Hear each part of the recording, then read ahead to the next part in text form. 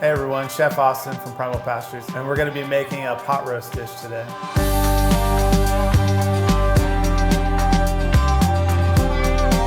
First, we're going to start out by taking our chuck roast. We're going to season it with some salt. We're going to get our pan nice and hot, put some avocado oil in there. We'll go ahead and take our chuck roast and we're going to place it in the hot pan. After we get a nice sear on our chuck roast, we're going to go ahead and take our onions and our garlic. We're going to saute those until translucent. Once that's done, we're going to go ahead and take our tomato paste, take about a quarter cup of wine.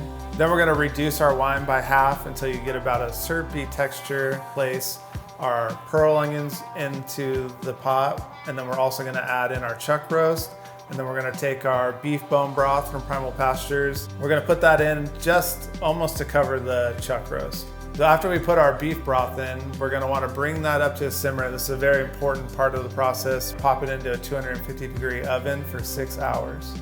So when you have about an hour left on your pot roast, you want to go ahead and start working on your yam puree. To start this, you're going to take your yams, you're going to peel them, cut them into about quarter-sized chunks. You're also going to need half an onion, 1 clove of garlic. Put them into a pot with water to cover, and you're going to simmer that until nice and tender. Once our chuck roast has been in the oven for 6 hours, we're ready to pull it out. Now we're going to start our pan sauce. For your red wine reduction, you're going to go ahead and take about a half a cup of Zinfandel wine. And what a reduction is you're cooking out the alcohol and you're just being left with the sugar, so you're cooking it into a syrupy texture. Next, you're going to go ahead and take some of your liquid out of your pot roast. You'll want to add that in once you're at that syrupy texture with your wine. You add it into your saute pan and you're going to reduce that again. Once we reduce our cooking liquid, we're going to season it with a little salt to taste. Once you have your red wine reduction finished, you're going to want to go ahead and take your pot roast, set it in the pan with the sauce, and kind of dip your spoon in and glaze over the meat. Once your yams have simmered for about 15 minutes, maybe 20 minutes, take your stick blender, we start pureeing, and at the very end, we're going to mount that with about a tablespoon of butter. Now that we have all these components finished, we're going to go ahead and plate up our dish.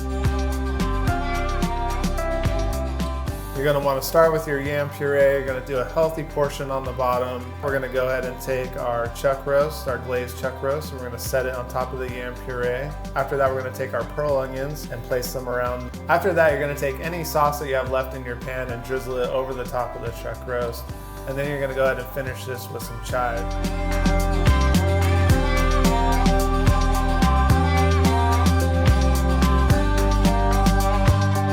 And that's it for this recipe. I really hope you guys enjoyed it.